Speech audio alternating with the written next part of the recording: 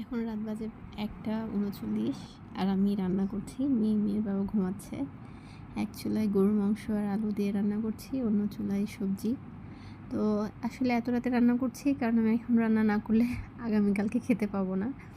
এই কারণেই বাসায় একা বাবুকে নিয়ে খুব বেশি কষ্ট হয়ে যায় রান্না করতে। তো বাবু যখন ঘুমায় রাতে আমি তখনই রান্নাটা করে রাখি। আসলে এটা আমার না, আমার কাছে মনে হয় যেসব মায়েরা একা একা থাকে বাচ্চাকে নিয়ে আর কি সারাদিন, তাদের আর কি প্রতিদিনের রুটিন এটাই আমার কাছে মনে হয়।